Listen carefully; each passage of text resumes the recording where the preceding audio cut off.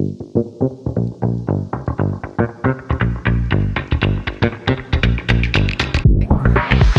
morning, everybody.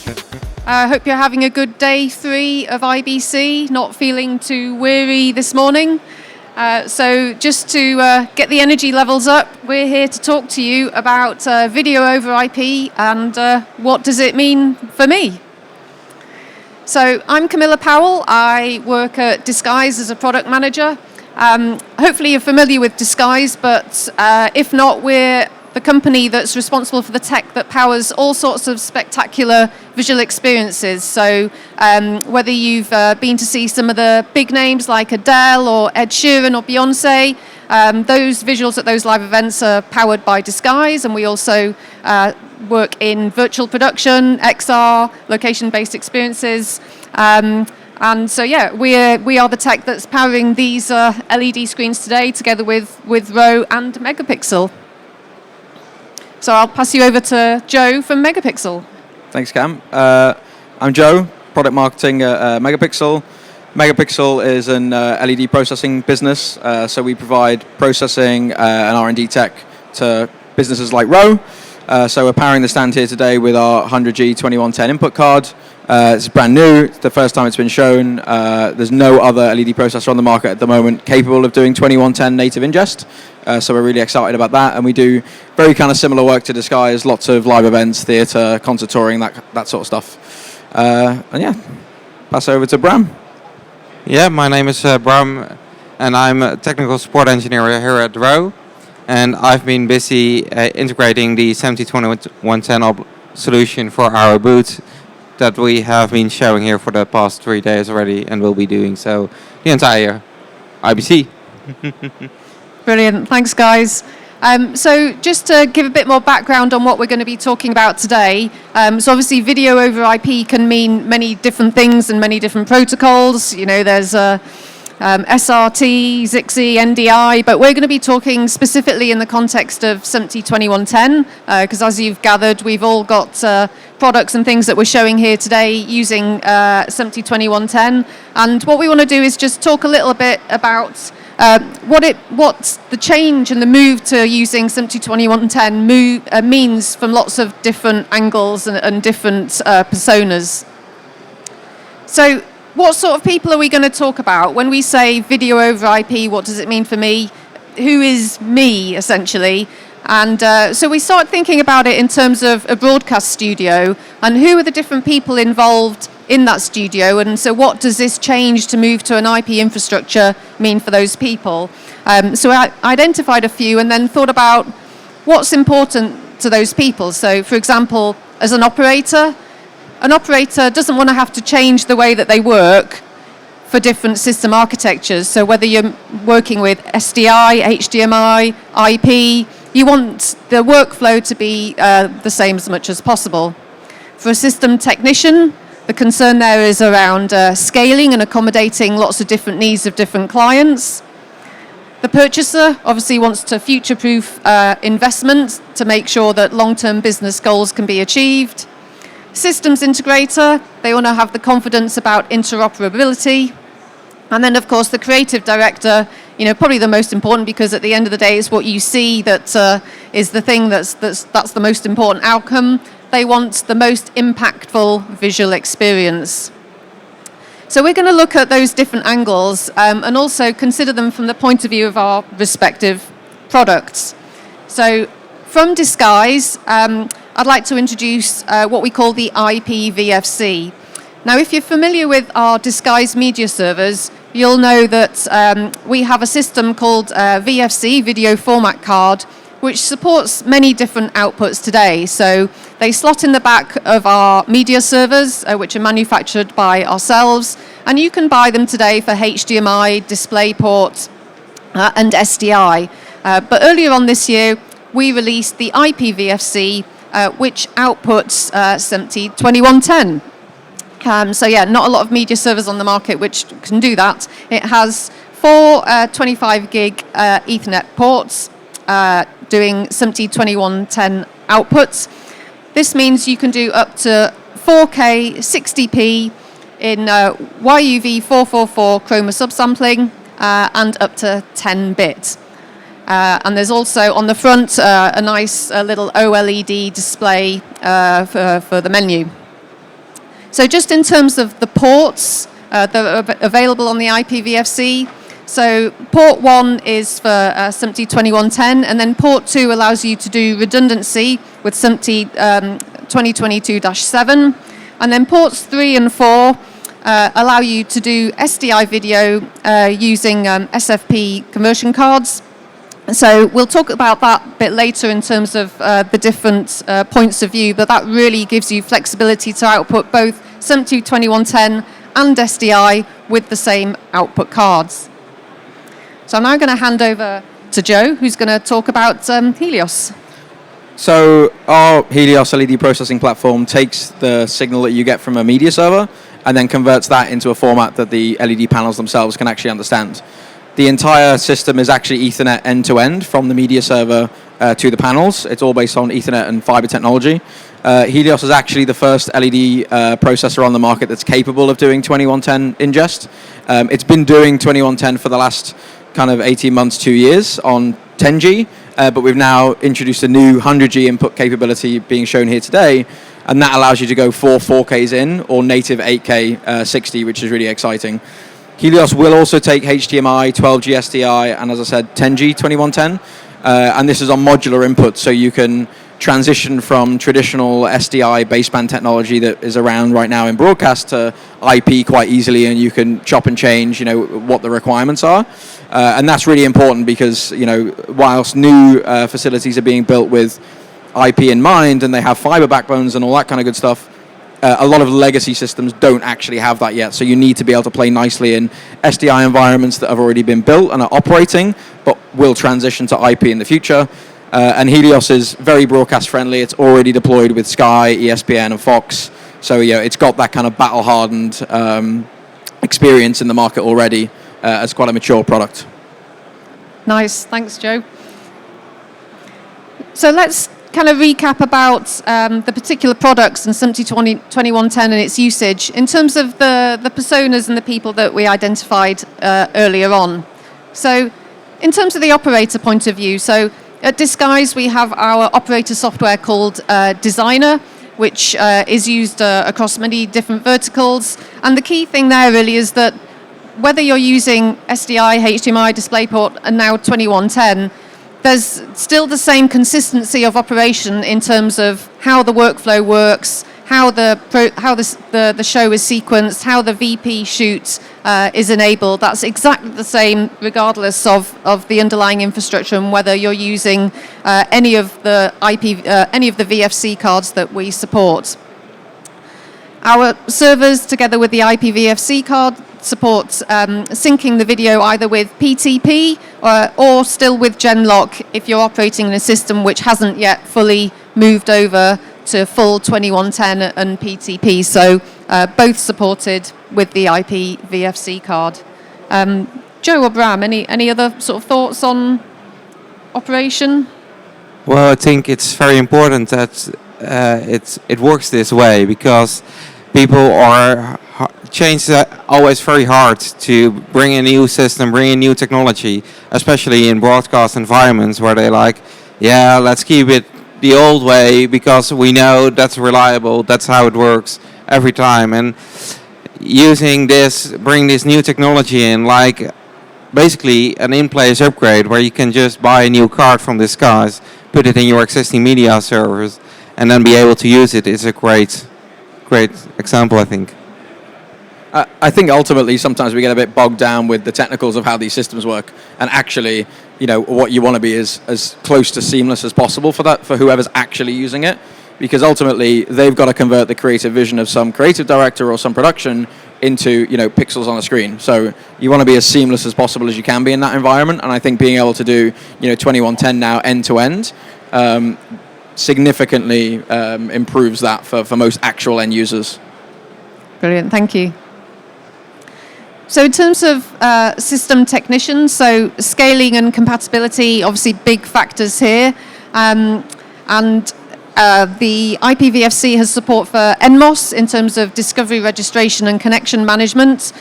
You can either have the NMOS server, which comes on the Disguise Fabric switch already configured and set up, or obviously integrate with an existing NMOS registry if that exists on your 2110 infrastructure. In terms of compatibility, so 2110, as we know, supports even non-standard resolutions, but we've certainly qualified and tested all the commonly used SMPTE video resolutions. And it can be used, as we're saying, with the existing Disguise architecture. Any more thoughts on that, guys? I think just touching on the non-standard resolutions for a second, I think, the vast majority of the time, obviously in SDI-based applications, you've been limited to, very, very specific prescribed resolutions by the standard. 2110 allows you to carry on with those traditional rasters that you've been using before, but you can start to do, non-standard resolutions, because if you look at, screen setups like we have here today, stuff doesn't always fit into 16 by 9. And one of the benefits of Helios is that it's pixel count based rather than raster based. So, you can give it some really arbitrary kind of resolution, like, 32K by 1K, and it doesn't really care because it's not limited to whatever those, SMPTE resolutions were that, fit in a rectangle. So that's one of those kind of benefits that the system technician has been given, where they don't necessarily have to think in 16 by 9 squares anymore. They can kind of make the system a lot more akin to what the application is in the real world. Yeah, I totally agree on that, because we get asked a lot why we don't have so many 16 by 9 panels, but and well, basically SMPTE2110 would solve that issue for us without developing a totally new product. I mean, all of the standards have been based around 16 by 9, but none of these screens are 16 by 9. So, so yeah, we know the challenge in that area. Nice, thank you. I think, for the purchaser, we quite often forget about this, but certainly in the broadcast world, there's probably an army of finance people somewhere in an office actually looking at, the cost of running these studios, the cost of building new ones, and I think we forget that actually this is quite an important factor, for most applications. Even though it's being installed once, we have to think about refresh cycle, when is it going to be replaced, what happens if they need to change some of that infrastructure halfway through something's life cycle. So having, modular input and output capabilities is really important to that. And as I said, there's a lot of broadcast studios still based on SDI, and they will remain on SDI for quite some time, but there'll be parts of those systems that are moving to IP. So you need to have a system that is capable of living in both worlds for a while, in the same way that when we transitioned from HD to 4K, there was a lot of applications that were using both at the same time in the same system. So we have to be conscious that purchasers won't simply allow you to have, two different sets of systems. You really need to have one system that will work together. Yeah, I totally agree on that. I know multiple broadcasters taking this direction. They want to move to IP, but they take really small steps. So first do some smaller bits of the infrastructure, move that to IP, and then move over later. So, yeah. Yeah, and certainly we're seeing that customers who have bought the IPVFC from us, majority of them are actually using it with SDI initially, and they're buying it to be future-proofed and make that transition gradually. So, yeah, totally agree there. The system integrators as well, again, we don't really think about them very much. We tend to spend a lot of time talking to actual end users, and we think, well, actually, there's this other big party in the middle that actually has to put the bleeding thing together. And as I said earlier, the vast majority of projects now, not even just in broadcast, but in fixed installation, are all being built on fiber backbones. They're not being built on baseband anymore. So if you have baseband products, all of a sudden, you're trying to live inside an IP network, and you have to do kind of final mile conversion, which adds cost, adds latency, and it adds point of failure. And, the end customer certainly doesn't want that. It's extra cost and time for the system integrator to deal with. When actually, Helios basically works as like a piece of infrastructure inside the wider ecosystem. So it just kind of plugs straight in as an appliance to a network that it's already friendly with, because it's already built around, Ethernet standards. So you don't really have to think about, do I need this conversion kit? What's it going to do? What happens if it breaks? It just slots into its natural environment. And I think that's really important for the system integrators, because they don't always have a lot of time to actually get these projects from concept to online. Yeah, I actually had one on Friday, a project somewhere in Vienna, where they were like, we want to connect some LED screens to our supercomputer that's 7 kilometers away from our facility. yeah, you could do that easily with SMPTE2110. Yeah, you certainly can't do that easy with any other protocol. No. So yeah, that's why it's very important nowadays. Yeah, absolutely. That cable distance runs a really, really big factor for many.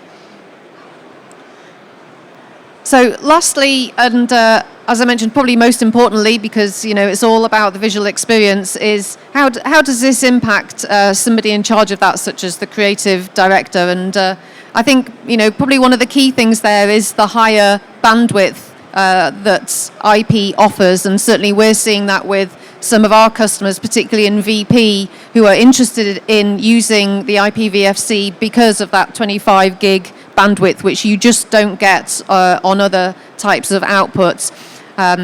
You can do 444 10-bit on DisplayPort, but then of course you're limited by the cable run, so you've got that to factor in as well. So really enabling higher bandwidth, so higher quality content is one of the key factors there that's really driving it from a creative point of view, I would say.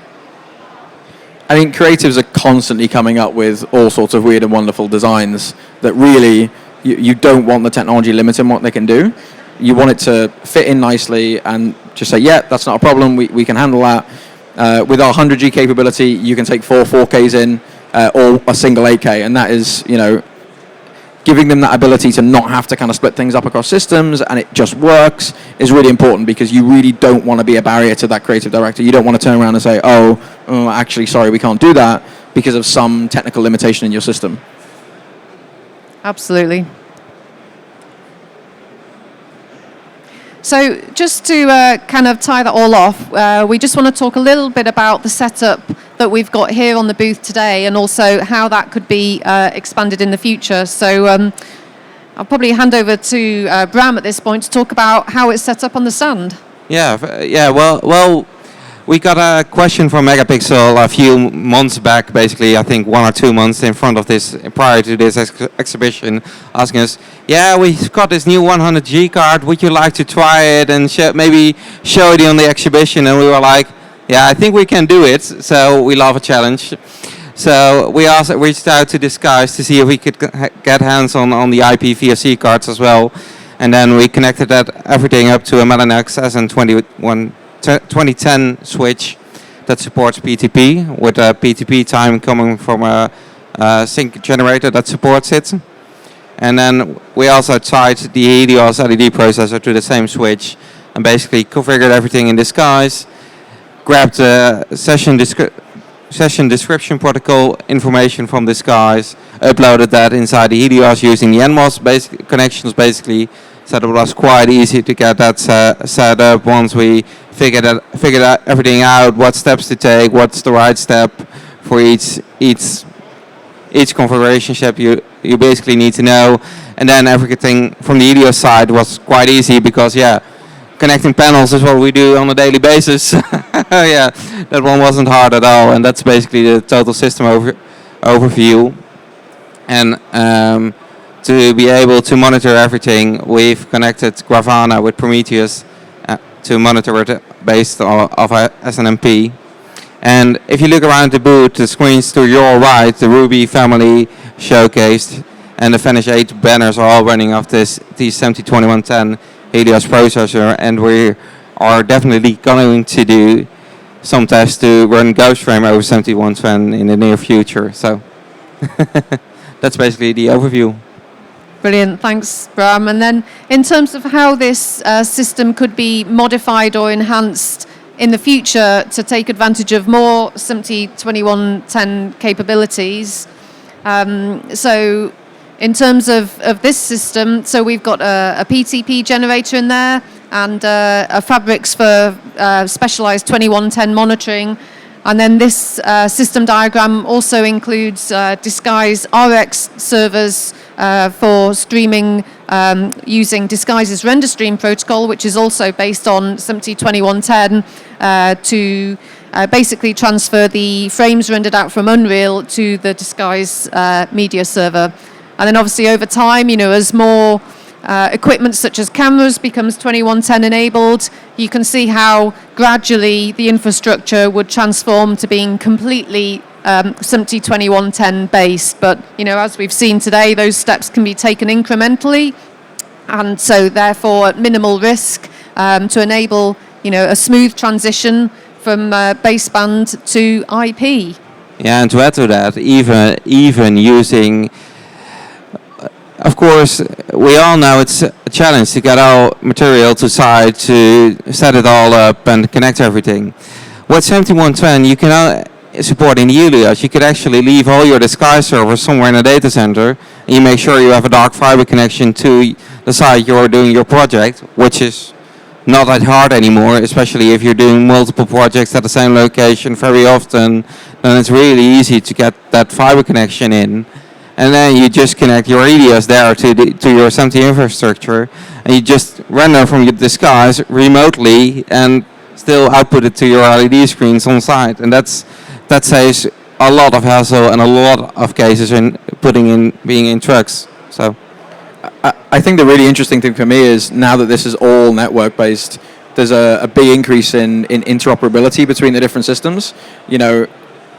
SDI, HDMI, DisplayPort are really only built around passing frames around, passing pixel streams. Whereas now with network-based technology and the advent of things like the IPMX part of 2110, there's all sorts of additional productization of tools that we could do across this network. Having Helios talk to the RXs, for example, previously pretty much impossible. You really wouldn't be able to do that. But if we come up with clever ideas that customers want to be able to do, that's the kind of thing that you can build into this network infrastructure easily that you wouldn't have been able to do with baseband technology. Absolutely. So hope you've enjoyed our quick tour of video over IP. What does it mean for me? We're here to take any questions if anybody has any, but otherwise, thank you for listening. Yeah, I think find us on the booth if you have any questions.